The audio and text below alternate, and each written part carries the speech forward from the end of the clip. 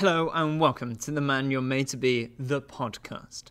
My name is Charles Merritt and I am too sexy for this shirt. This is Martin Saunders and he's bringing sexy back, like way back, like decades back. This is the episode you've been waiting for and the one that I've been dreading. Let's talk about sex, baby. Let's talk about you and me and this sex-obsessed culture that we live in. Martin, hello. Very good. Thank you. Do you think salt and pepper references still hit the demographic that we're aiming this podcast at? I think they still push it, yeah. All right. Very good. Very good. Why not put in 2 salt and pepper references? I don't know. Yeah. I'll just shoot them up into there. But, what a man. Yeah, wow, what a man, what a man, what a man, what a mighty fine man I am. And do you like my shirt, by the way? No. Wow. No, I do. I really like it. We didn't talk about my shirt for the last couple of ones. But we should talk about that one, because this one is fancy. It doesn't actually say Back to the Future on it. So do you think it's not official? It is. No, it's got official labels on the inside. It's got like a universal. Oh no, it is a Back to the Future shirt. Yeah, it's 100% Back to the Future. They didn't put the words Back to the Future on it. No, it's got flux capacitor. Yeah, a time machine and the DeLorean. But it does. It does sow the seed of doubt, doesn't it? Yeah. About whether it's just a knockoff. No, it's officially licensed T-shirt. I only get officially licensed stuff. No, I think that's the right thing to do at all times. Yeah, absolutely. We are going to play a game now. Well, so you've said it's the sex week. Yeah. And we're going to play a game. And we've got buzzers. That's why I just did that. So we've got buzzers. Mine does this. I love that. Classic. And we're going to play a quiz or something. I don't know. For once, I've not organised the game. You're out of control. I'm out of control. And let's say a quick prayer because Ollie is going to be taking over from this bit. We've given this over to Ollie, whose mic is on, right? It is indeed. Ollie's here. Wow. Yes, I am Ollie's here. The man we're all made to be. Oh, stop it. So, Ollie, you thank you, by the way, for producing all these episodes for us. Oh, you're very welcome. Are you... I've thoroughly enjoyed it. That's a great... Thank you for clapping, Charles. Are you enjoying being in the... I'd say the hot seat, but I guess this is the hot seat. Yeah, those are the hot seats. Yeah, I'm thoroughly enjoying it. Yeah. Great. Oh, good. Really thank you. I get to listen to it live, so... Yeah. Like you listen to which kind of guarantees us at least one viewer technically, and listener. I am, the one guaranteed viewer, listener. So you've come up with a quiz for us? Well, yes, I have just found it on the internet. Oh, don't say that. Don't say that. I've changed a couple of questions, altered some of the words. Great. Great. So that's made it new. It is my quiz. And what could go wrong with a quiz on the internet? That's right. And kids, just if you're listening, if you are at the moment, writing essays for school and stuff, just taking something off the internet and changing a couple of words, that's not okay. No, that's not okay. But for these purposes, I think we're probably safe. We should be all right. So we're going to do a quiz, me and Charles? Yes, so I guess the way it will work is we got 10 questions. Yes. Whoever gets the most right is the winner. Okay. Great. And I expect you guys to keep track of the score. And brilliant, yeah. As the producer, why would we expect you to? Yeah. No. So there's 10 questions. I hope so. Are they about? Is it about sex? They are about sex. Sex, yes. Okay. Okay. So, right. Question 1. When snails have sex with each other, how long does it take? 12 seconds, 12 minutes, or 12 hours? Martin. I'm going to say 12 seconds. Okay. I'm going to say minutes. You are both incorrect. Ah. Snails have sex for 12 hours, Really? according to this trusted online source. I feel like that's almost disappointing. Like, because they're so slow in nature, you'd kind of not expect. Yeah. I guess you would say it's consistent. Yes, well, maybe. It is consistent. Okay, well. 0-0. Unlucky, yeah. So, question 2. How much whale sperm is released when a blue whale ejaculates? 8 fluid ounces, 8 pints, or 8 gallons? Charles. 8 gallons. Charles, you are correct. Wow. What a mental picture. Wow. And that's a blue whale and not a sperm whale. Yeah. When I said 8 fluid ounces, that was tough. I don't know Really, what. you relished those words. Yeah. I don't even know what a fluid ounce is. I don't want to think No, about neither it. do I. And I hadn't read that. Let's move that on. answer. Let's move anyway, so, well done, Charles. Question you. 3. Do more lionesses fancy male lions with blonde manes, dark manes, or ginger manes? Charles. I'm going off my knowledge of Lion King. I'm going to go for ginger manes. Okay, and Martin, do you have an answer? I'll go blonde, I think. Right, okay. Well, the answer is dark manes. Oh! So, yeah. To be fair, most people do find Scar quite attractive. To be fair, I'm just thinking about a gallon of whale sperm. I also want to know who surveyed the lionesses to find out what their preference in... That's names Attenborough, isn't were. it? Sure, that's Attenborough. Yeah, surely. He he's does that gone. sort of thing all the time. Yeah, exactly. So neither has got a point. Is it there. 1-0? It's just 1-0. You've got one, Just yeah. 1-0. Okay. Okay, so question 4. Whose sex life lasts exactly 2 seconds? A dolphin, a mosquito, or a frog? I heard Charles's first. Mosquito. Martin, have you got an answer? What was the other one? A frog or a... Dolphin. I'm going to go frog. Okay, well, you're wrong. It's mosquito. Ah. Congratulations, Charles. So far, Charles is literally the no sex point expert for you on to this. go. That made sense, though, didn't it? Because if Isn't it the like snail... a mayfly? Is it a mayfly that like has a lifespan of like a day or something? Yeah, that's right. So they got to get it over with. Yeah. Okay, so question 5. Which animal is pregnant for longer? A white rhino or an Arabian camel? Martin. I'm going to go for a rhino. Charles? I was going to go for a rhino too, but am I allowed to or not? No. Oh. Well, you can go for it, but whoever said it first. Basically, I'll go for the camel. It was a white rhino. I got a Congratulations, point! Martin. I got a point! You know a question. This is brilliant. This is fun. Yeah, exactly. And yet I wonder how much fun. Yes. Yeah. Right. I don't know what question we're on, but how long do ducks take to have sex with each other? 2 seconds, 2 minutes, or 2 hours? Charles. 2 minutes. Martin? 2 hours. It is 2 minutes, Charles. Congratulations. 2 minutes, We're Charlie. 3-1. Sorry. Right, Sorry. I believe we're on question I'm better 7. than that. Question 7. Yeah. Which animal has the biggest vagina on Earth? You struggled to say that, didn't you? You struggled. Ollie. You've actually gone bright red. It was a tough question to get out. Do you know what? We're grown-ups on this podcast. We are. Right? That's why we're doing a quiz about animal sex. We are grown-ups. Yes. Right. We are. So the options are A, a whale, B, an elephant, or C, a goose. Charles. Imagine if it's a goose, though. No, I think it's probably an elephant. I'm going to go, just based on the 8 gallons thing, I'm going to go for the whale. Martin, you're correct. Yay! A whale, and in brackets I've got written here up to 8 foot long. Do you know what? Tonight, what is it about 8? Tonight I am going to have nightmares about whales having sex with each other. Good. Right, anyway, so question 8. Which animal has the heaviest penis of them all? Martin. Is it a whale? It's not a whale. It's not a whale. You have free go now. Is it a mayfly? No, it's not. The options are A, an elephant, B, a lion, C, a blue whale. But it's not a whale, so Yep. I'm going to say it's an elephant. It is indeed an elephant. It's 4-2. I think. 4-2. Is that wow. the end? I think that's probably the enough, end. isn't it? Oh, we got one more. Oh, all this right. is a One killer. more.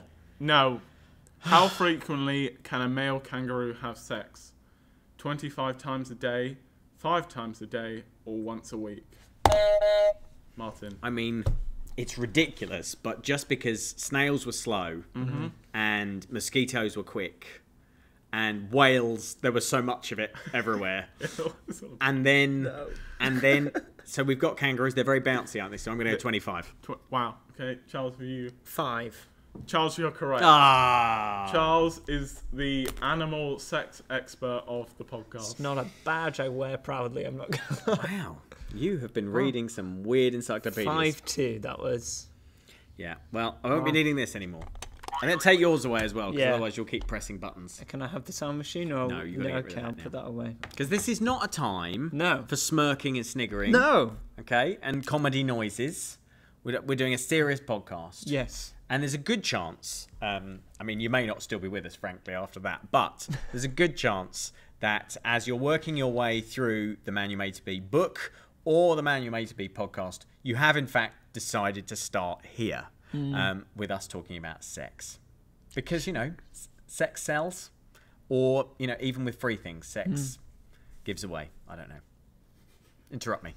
I will do. Talking of sex, why is it so ingrained in our brains? Like, why do we think about it? Why do we talk about it quite a lot? Yeah, well, I mean, I'm not a social scientist. What? I know. Last time you weren't a social historian, No, and I now know. you're not a social scientist? I'm not a social scientist, but you know, there's obviously the need, the desire to reproduce, like any animal, like a whale. I can't get it out of my head now. Neither can you, right? Am I right?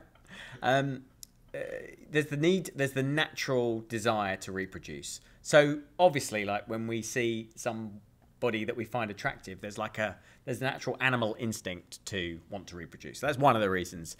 I think another massive reason is that our culture has like sexualized everything. Like it's sexualized cars, and it's sexualized drinking, and it's sexualized TV, and it's sexualized advertising and clothing, and everything has become sexualized. And it's no exaggeration to say you can find an example of sex being used to sell almost anything.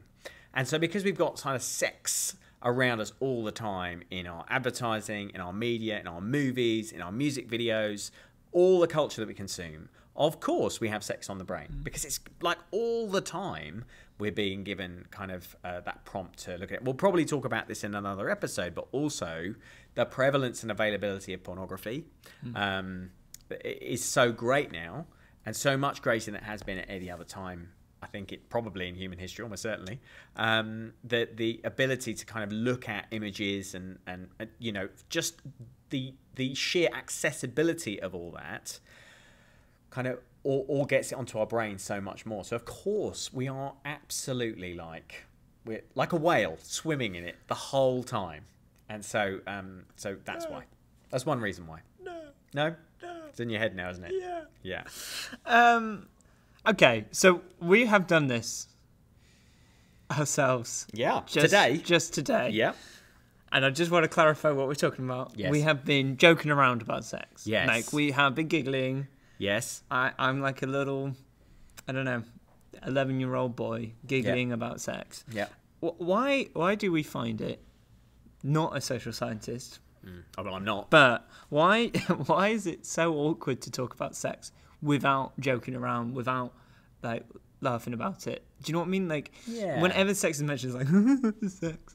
Like, it's my first instinct is to make a joke about it. My first instinct is to be silly about it, rather than being like, yes, sex is a natural thing that we do, and it's part of life, and you wouldn't exist without it. Do you know what I mean? Like, I don't know that there are many contexts where it's okay for you to have like a straight up normal conversation about sex. Like school, everybody makes it awkward. Yeah. You know, the church, I mean, we're recording in a church building right now.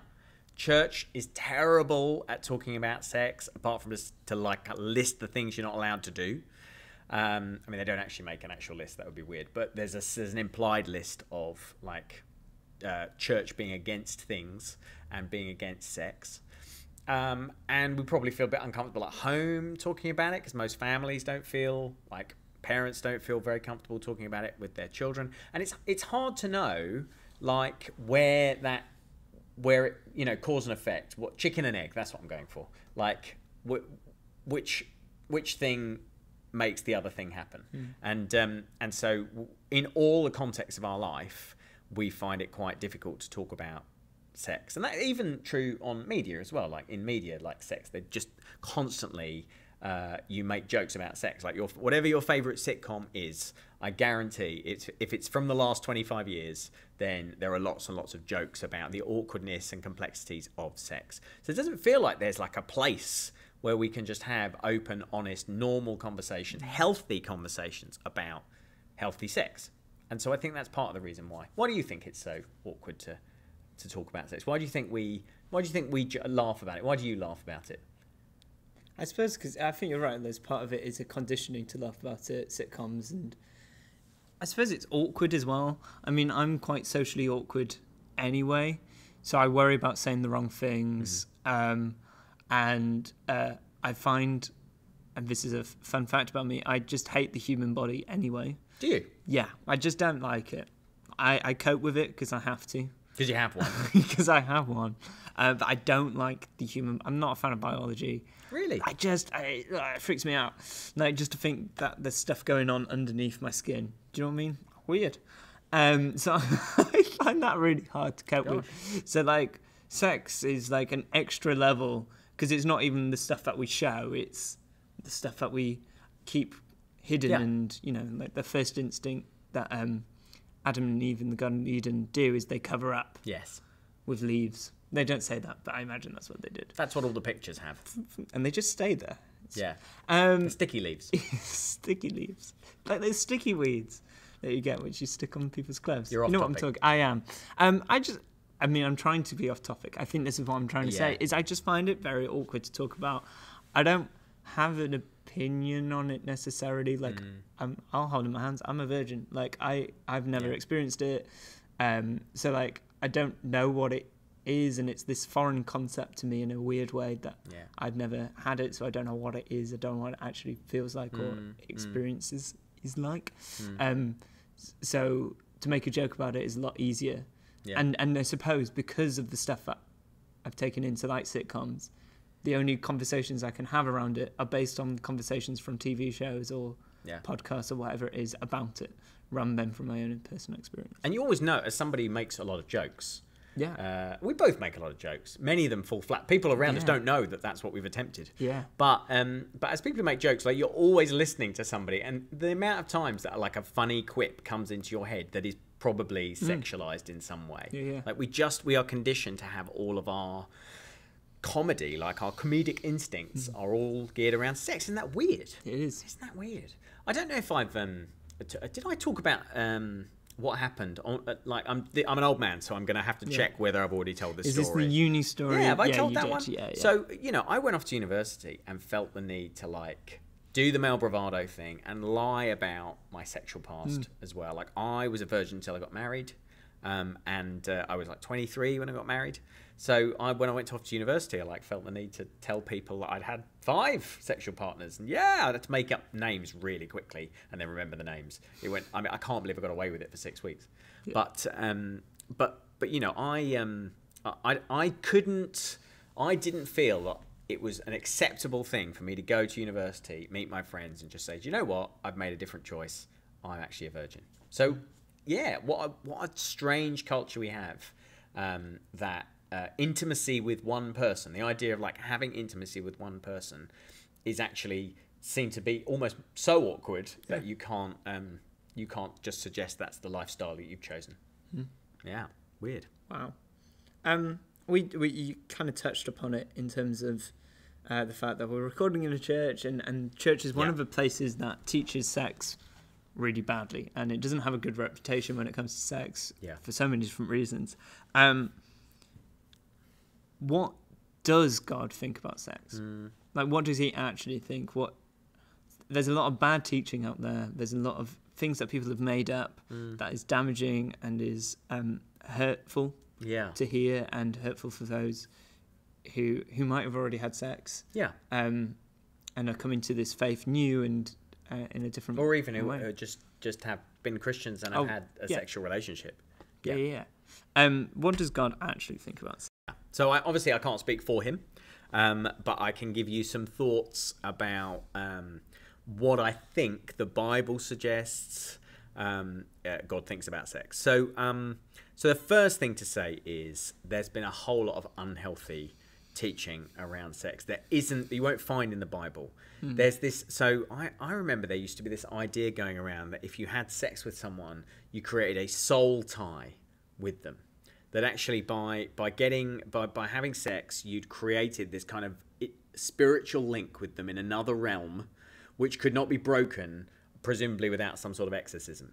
And that is part of a whole bunch of like terrible, damaging, shame-inducing teaching around sex and relationships that just is bad, and the church needs to say no to and apologize for. And I'm really sorry if you've ever been on the wrong end of that kind of teaching. God doesn't want us to feel shame. Like he wants us to have great relationships. I firmly believe that God created sex, that like he could have made reproduction for humans like, you know, mosquito reproduction. It could have been a very functional, you know, thing that just is over very quickly. And I'm not going to make a joke. It's the temptation to make a joke at that point is enormous. But there's this idea in Scripture of one person being joined to another person and becoming one flesh. And it's this idea that, you know, it's the kind of, in a sense, the highest form of intimacy that can exist between two people.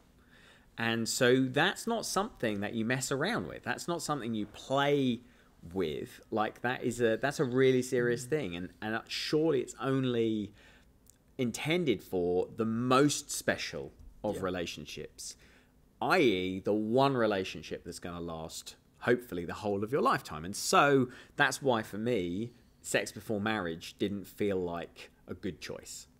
Now, if I had had sex outside of marriage, I don't believe God would have been incredibly angry with me forevermore, and nor would he have wanted to pour shame upon me.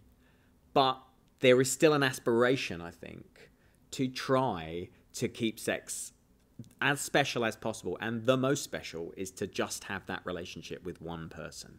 And that is a profoundly unhip, uncool, unculturally relevant perspective for most people. Although there are lots of people now who are coming to that conclusion, not from a Christian perspective, are just coming to that conclusion from other common sense perspectives. Like, you do get hurt in lots of other ways by having that high level of intimacy with somebody. I don't believe in soul ties, but I do believe that when you have sexual intimacy with someone and then you break up and it's all over, the cut is even deeper. It hurts even more because, you know, you have been so deeply intimate with that person. Like, it makes sense, right? So what I think God thinks, I think he made sex. I think he loves sex. I think he wishes we talked about it much more and had a healthier vision for it. And I think, you know, sex is so special that we should all like give it its proper place and say, look, it's not, you know, pornography takes the absolute opposite view of sex. It's like it's just there to be messed about with. It's disposable. It's junk food, you know, and it's basically people are just objects for each other, you know, for their own individual gratification. Whereas like a Christian view of sex as the highest form of potential human intimacy between two people, you know, is beautiful. Like it's this idea that it's for mutual pleasure and benefit, and it's a way of you practically loving each other, which is not funny. Like it's amazing. So I think we should all be aiming for that, but also, like, if we don't get there, that's going to be okay. So with all of that, and this idea that, you know, it's a special thing, it's a special gift, how does that affect our relationships? Should we even bother attempting to go into relationships? Like, when do you know that the person is the right person? And when, like, is it okay to do it before because you think it's the right person or not? I'm asking quite difficult questions here. Yeah. Like, if you've started with this chapter, then you've probably got a bunch of questions like, you know, how far is too far? How far can I go? Stuff like that.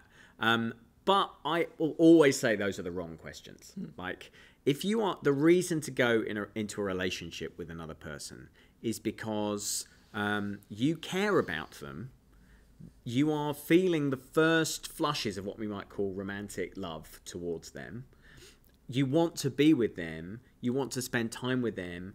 And therefore, an expression of that is you want to do things for them that make them happy and so on. Now, that's about like mutual benefit and about caring for someone else. And I think what we get so wrong as a culture, like if you look at the front covers of magazines and things like that, there's this obsession with like self-gratification and this idea that relationships are for our benefit, and they're not. Like a relationship is not about two individuals coming together and seeing what each one of them can get out of it. A relationship is about two people coming together and seeing what they can give to the other, so that the whole, the new thing that happens when those two people become a couple is this beautiful expression of love. Like, maybe that sounds a little bit cheesy, but that's what it's meant to be. Like, you're supposed to be in the relationship for each other's benefit, not for your own benefit. Like, if that's how you feel about, like, if you're just objectifying people, then don't be in relationships with them. Like, that just doesn't make any sense at all. And so if you then take that view that you're in a relationship with somebody, like for each other's benefit, for the mutual benefit, for their benefit, then that changes your view of sex, because you're no longer trying to push them into a situation where, you know, you can get your own sexual gratification out of it. The point of the relationship then becomes much more romantic and much more about caring and talking and sharing great times together. There is plenty of time, like there's plenty of time when it's the right time for a sexual relationship, but you don't have to start there, and you don't have to, like, I think that's what our culture has done, is it's made like the idea that you get in a relationship with someone so you can start having sex with them. That's messed up. Yeah, that's not how it's meant to be. So I mean, that, you know, then there's a question you asked, a second question there, which is, at some point, you know, if the relationship is really like it's all the things I just described, and you really love each other and you feel like they're the one, then why not then at that point start having a sexual relationship? And I think I would say the evidence of many of our lives shows that we often fall in love with people who we don't end up married to. And we absolutely 100% at the time believe that this is it, this is the one. And then ultimately something happens and we realise that they weren't the one. And at the time it is almost impossible to convince us of that fact. It's almost impossible to convince us that this person isn't the person we're going to end up with. But so there will have been loads of people who've got to that point, been absolutely sure, decided to have a sexual relationship, and then it hasn't worked out. And so I think it's a matter of willpower, and it's a matter of thinking about the person you might eventually marry and thinking, actually, I want to save this thing for that relationship. And again, I can't say this enough. If that's not you, if that's not what's happened in your life, like, God is not angry, we are not judging you, like, you shouldn't feel shame, but it's all right also to have high ideals. And it's all right also if you have had a sexual experience that now, you know, you wish you hadn't had, it's okay to press the reset button and say, right, from now, I'm going to carry on aiming for that ideal. Like, that's okay too. So I don't think we should feel bad for like having an aim like this, but we also shouldn't feel shameful if we don't get there. That's okay too. Thank you. I mean, that's really important, and like that covers a lot of things that I think people will be feeling or could be feeling, particularly what you said about shame and hitting the reset button. Like, you're right, like it can start again. It doesn't need to. Yeah. But not using that as an excuse. Well, that's it. That's it. Yeah. So a lot of this is in the book. Yep. I imagine a lot of people did start at chapter 5. I imagine there'll be an awful lot of people, if we're honest. There are people who got in touch with me to say, I'm not going to lie, I started at chapter 5, and then I found that the first thing is, I knew, the first sentence in the chapter is something like, I knew you'd start here. You know, it's okay to start with chapter 5, but, you know, please read the rest of the book. But there's a whole bunch of other stuff in there around the things we've been talking about. So hopefully people find that helpful. Great. Well, thank you so much. Thank you for watching. Remember to follow us on social media. TMYMTB podcast. Was that right? So, you were right. You were so right. You should have been confident all the way through. But Ollie just shook his head. No, he's right. He's editing something else. Right. He's doing 2 jobs at once. Cool. Follow us on Instagram, Twitter. Are we even on Twitter? Oh no, we're on Twitter. I mean, you surely are not on Twitter. We're not on Twitter. But we're on Twitter. Oh, we are? Yeah, we're on Twitter. Yeah, wow. We're on Twitter. We'll tweet something at some point, so that's worth it. Yeah. Yeah, thank you so much. If you're listening to this, we do a video. Oh, yeah. so you can see what we look like. You maybe don't want to. Nah. And you can email us as well at the same thing, but at gmail.com. I always want to say .co.uk. Yeah. But it's just .com. It's just .com. Wow, what a terrific end to that episode. Yeah, I mean, Anticlimactic. Well, what a thought. I have to say, it's been half an hour and I still can't get that image of the blue whale out of my head. Yeah. On that bombshell, goodbye.